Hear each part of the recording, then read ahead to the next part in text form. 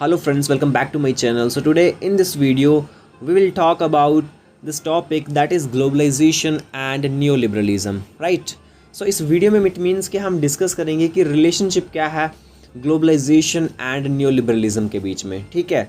सो start करते हैं with the meaning of globalisation, ठीक है। सबसे पहले मतलब ग्लोबलाइजेशन क्या होता है और न्योलिबरलिज्म होता क्या है, ठीक है। इनके मीनिंग को जो है अंडरस्टैंड करने की कोशिश करेंगे। तो जब मैं ग्लोबलाइजेशन मीनिंग की अगर हम बात करें तो देखो अभी तक हमारे जो है 2 यूनिट कंप्लीट हो चुके हैं इस बुक के, ठीक है। तो आई होप कि अभी तक जो ये मीनिंग है ग्लोबलाइजेशन का आपको क्लियर हो चुका होगा, ठीक है। लेकिन कुछ व्यूअर्स यहाँ पे न्यू भी हो सकते हैं, तो उनके लिए मैं फिर भी एक ब्रीफ इंट्रोडक्शन के लिए बता देता हूँ कि ग्लोबलाइजेशन क्या होता है, ठीक है। सो ग्लोबलाइजेशन एक ऐसा प्रोसेस है जिसके थ्रू जो कंट्रीज़ हैं वो आपस में इंटरकनेक्ट होती हैं एंड इंडिपेंडेंट होती हैं, इंटरडिपेंडेंट होती हैं, ठीक है। Through the flow of goods, services, capital, information and people and ideas के through across borders, right. Means कि अगर कोई कंट्री में कोई ऐसा इंसिडेंट होता है उसका जो डायरेक्टली इम्पैक्ट जो है दूसरी कंट्री के ऊपर पड़ता है। इस तरह से जो कंट्रीज आपस में इकोनॉमिकली, पॉलिटिकली, सोशली जो है कनेक्ट होती हैं, आपस में इंटरकनेक्ट होती हैं, राइट। और इसकी वजह से क्या होता है, इस प्रोसेस ऑफ ग्लोबलाइजेशन से एक्सपेंशन होती है ग्लोबल ट्रेड की, ठीक है। जो ग्लोबल ट्रेड है, जो व्यापार है, वहाँ पे बढ़ोतरी हमें जो है देखने को मिलती है। देन कल्चरल एक्सचेंज होती है, ठीक है। एक कंट्री दूसरी कंट्री कल्चर को अडॉप्ट करती है। फॉर एग्जांपल इंडिया जो है, अगर हम इंडिया की बात करें तो हम जो है मोस्टली वेस्टर्न प्रोडक्ट्स को जो है प्रेफर करते हैं, राइट। देन टेक्नोलॉजिकल एडवांसमेंट होती है। इट मीन्स कि आप इस प्रोसेस के थ्रू जो है ग्लोबलाइजेशन के प्रोसेस के थ्रू हम एक कंट्री जो है एक एडवांस टेक्नोलॉजी का जो है एक्सेस ले पाती है दूसरी कंट्री से, डेवलप्ड कंट्री से, राइट। देन है फाइनेंशियल इंटीग्रेशन। सो फाइनेंशियल तौर पर अगर हम बात करें, जो कंट्रीज़ हैं उनकी जो इकोनॉमी है वो आपस में जो है कनेक्ट होती है, ठीक है। सो ये था मीनिंग ऑफ ग्लोबलाइजेशन। नेक्स्ट अब डिस्कस करते हैं मेन टॉपिक को, that is new liberalism. So new liberalism क्या होता है? तो सबसे पहले देखो, ये लिबरलिज्म के मतलब एक नेक्स्ट लेवल का मतलब एक कॉन्सेप्ट है, दैट इज़ न्यू लिबरलिज्म। तो सबसे पहले हमें ये पता होना चाहिए कि लिबरलिज्म क्या होता है। तो देखो लिबरलिज्म जो है वो एक पॉलिटिकल आइडियोलॉजी है, ठीक है, जो कि इंडिविजुअल्स की लिबर्टी की बात करती है। मतलब मेनली जो है एक इंडिविजुअल के राइट्स के ऊपर फोकस करती है। जैसे कि इंडिविजुअल के पास जो है राइट होना चाहिए, जैसे कि फ्रीडम ऑफ स्पीच है, एक्सप्रेशन है, और रूल ऑफ लॉ के ऊपर फोकस करती है। मीन लॉ जो है वो इक्वली इंप्लीमेंट हो हर एक पर्सन के लिए, ठीक है। इट मीन्स कि पॉलिटिकल आइडियोलॉजी है। देन इसका ये भी कहना है कि जो गवर्नमेंट है वो लिमिटेड होनी चाहिए एंड अकाउंटेबल होनी चाहिए। लेकिन ऑन दी अदर हैंड अगर हम बात करें न्यू लिबरलिज्म आइडियोलॉजी को, तो न्यू लिबरलिज्म एक इकोनॉमिक आइडियोलॉजी है, ठीक है, जो इकोनॉमिक एस्पेक्ट्स के साथ रिलेट करती है, ठीक है। सो यहाँ पे हम देखते हैं कि न्यू लिबरलिज्म क्या होता है, ठीक है। तो न्यू लिबरलिज्म जो है उसको हम न्यू लिबरलिज्म भी कहते हैं, ठीक है, जो कि 70s में 90s के अराउंड जो है एक रिस्पॉन्स की तरह अमर्ज हुआ to the failure of nation economic policies. जब नेशन की जो पॉलिसीज़ का फेलियर होता है तो यहाँ पे जो है इस कॉन्सेप्ट को डेवलप किया जाता है, राइट। ये जो है प्रमोट करता है फ्री मार्केट कैपिटलिज्म को, डेरेगुलेशन ऑफ इंडस्ट्रीज़ को, ठीक है, privatisation of state owned enterprises को, reducing government expenditure on welfare, emphasis on individual entrepreneurship over state control. It means कि न्यूलिबरलिज्म एक ऐसी इकोनॉमिक आइडियोलॉजी है जिसका ये कहना है कि गवर्नमेंट का मतलब जो फोकस करती है फ्री मार्केट के ऊपर। मीन्स कि गवर्नमेंट का जो कंट्रोल है वो मतलब कम होना चाहिए, मतलब रिड्यूस होना चाहिए। मीन्स कि हर एक पर्सन के पास, एक इंडिविजुअल के पास जिसके पास जितनी कैपेसिटी होगी, एबिलिटी होगी, वो उतना जो है अर्न कर सकता है, ठीक है। लेकिन इससे जो है हमें एक इशू भी देखने को मिलता है, दैट इज़ कि देखो इस न्यू लिबरलिज्म क्या होगा कि जो कंसंट्रेशन ऑफ जो वेल्थ होगी वो कुछ लोगों के पास ही होगी, ठीक है, क्योंकि वो जो है वर्कर से काम करवाएंगे। सो वर्कर को जो है एक्सप्लॉइट किया जाएगा इस कॉन्टेक्स्ट में। तो जो रिच एंड पुअर का जो गैप होगा अगर हम बात करें इस कॉन्टेक्स्ट में, तो वो जो है इंक्रीज़ होगा, ठीक है। अगर हम बात करें लिबरलिज्म की, तो देखो जैसा कि आपके पास फंडामेंटल राइट्स हैं, राइट, इंडियन कॉन्स्टिट्यूशन में, तो ये जो है बेस्ट एग्जाम्पल है उस आइडियोलॉजी के कॉन्टेक्स्ट में, ठीक है। फ्रीडम ऑफ प्रेस आपके पास है। लेकिन अगर हम बात करें न्यू लिबरलिज्म की, तो न्यू लिबरलिज्म में जैसा कि इंडिया ने जो है 1991 में जो है जब अडॉप्ट किया था एलपीजी को, that is liberalisation, privatisation and globalisation process को, तो वहाँ पे जो गवर्नमेंट का कंट्रोल है उसको रिड्यूस किया गया इकोनॉमिक एस्पेक्ट में, है ना। तो ये और उसके बाद जो हमारी कंट्री है वो डेवलप हुई, मतलब इकोनॉमिकली स्ट्रांग बनी। तो ये जो है बेस्ट एग्जांपल है इन दिस कॉन्टेक्स्ट न्यू लिबरलिज्म में। तो न्यू लिबरलिज्म का यही मतलब होता है कि जो गवर्नमेंट की इंटरफेरेंस को कम करने की बात करता है इकोनॉमिक एस्पेक्ट में, ठीक है, फ्री मार्केट के ऊपर फोकस करता है। डेरेगुलेशन मीन्स कि प्राइवेटाइजेशन को इंक्रीज करने की बात होती है यहाँ पे, ठीक है। सो अब जो हम रिलेशनशिप देखते हैं दोनों के बीच में, that is globalisation and that is new liberalism. So relationship की जब मैं बात करता हूँ तो फर्स्ट पॉइंट यहाँ पे आप देख सकते हो, that is new liberalism as the engine of globalisation. तो इट मीन्स कि न्यू लिबरलिज्म जो है एक इंजन है ग्लोबलाइजेशन का। इट मीन्स कि एक बहुत इंपॉर्टेंट रोल प्ले करता है इस प्रोसेस ऑफ ग्लोबलाइजेशन को प्रमोट करने में, राइट।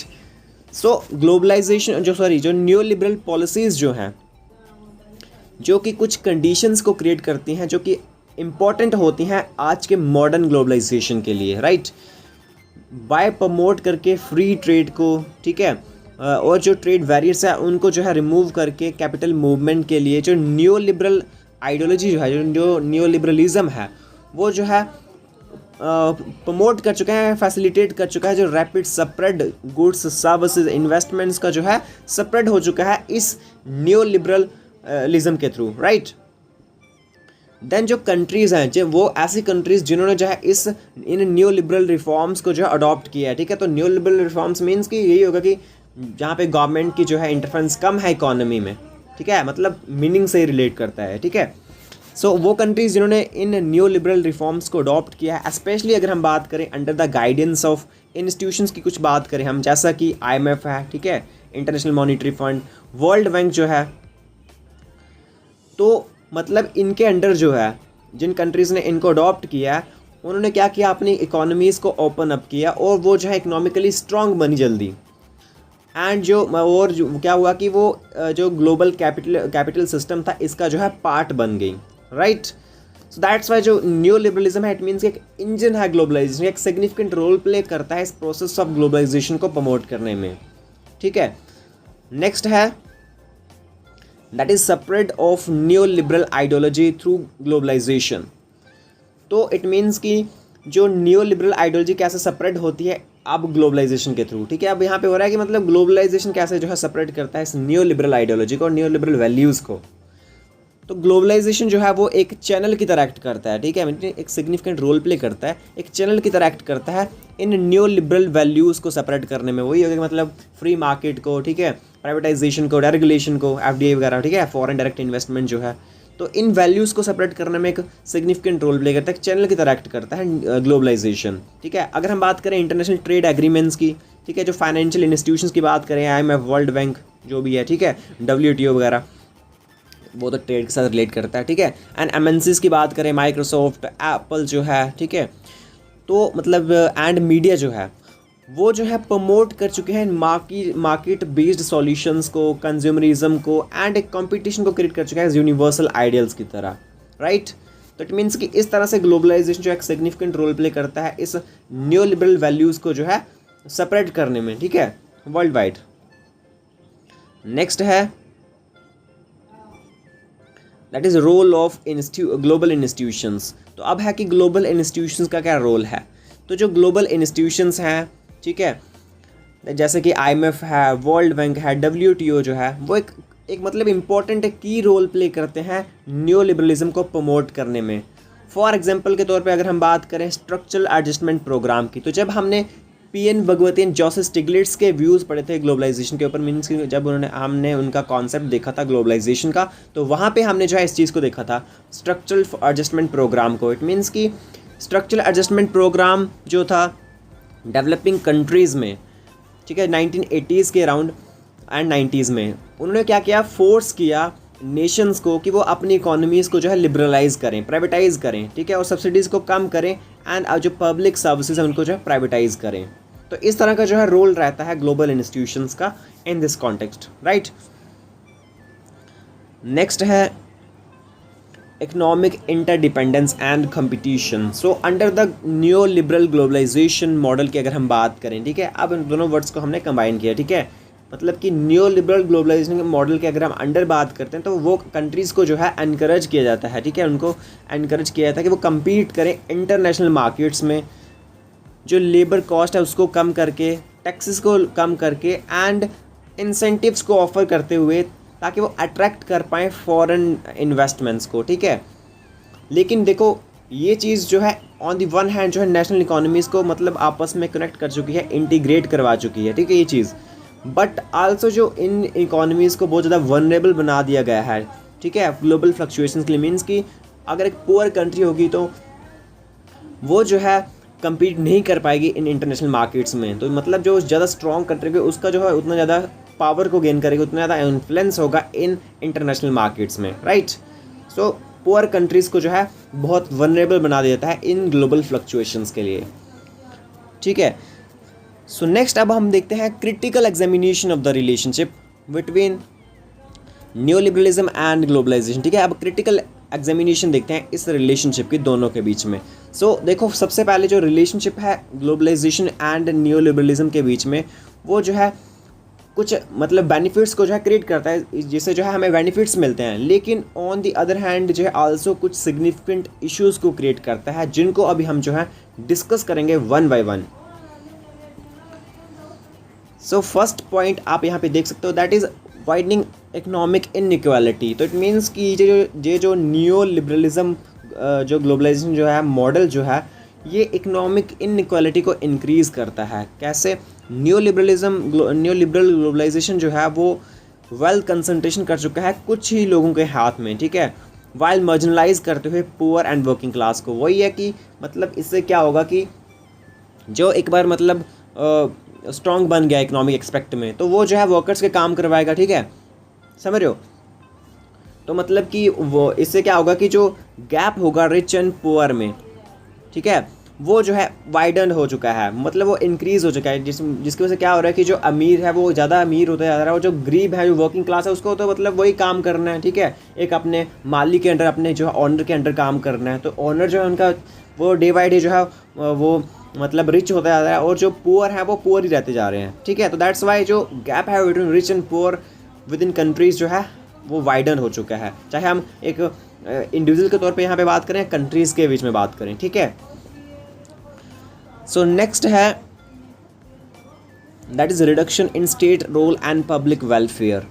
तो इसकी वजह से क्या हो चुका है कि मतलब जो स्टेट का जो रोल है पब्लिक वेलफेयर करने में, वो आल्सो जो है उसमें बहुत हमें कमी देखने को मिलती है, रिडक्शन देखने को मिलती है, right. So under new liberal influence की अगर हम बात करें तो जो स्टेट्स हैं वो अपनी उनकी जो मतलब एक मतलब रिस्पॉन्सिबिलिटी है, उनका की सीक्रेट्स है, उसको जो विदड्रॉन कर चुके हैं। जैसे कि हेल्थ के ऊपर फोकस करना, एजुकेशन के ऊपर, पब्लिक ट्रांसपोर्टेशन के ऊपर, इन चीज़ों के ऊपर फोकस करना, इस चीज़ को जो है विदड्रॉन कर चुकी हैं स्टेट्स। और इसकी वजह से क्या हुआ है कि सोशल वेलफेयर जो है वो रिड्यूस हो चुकी है, राइट।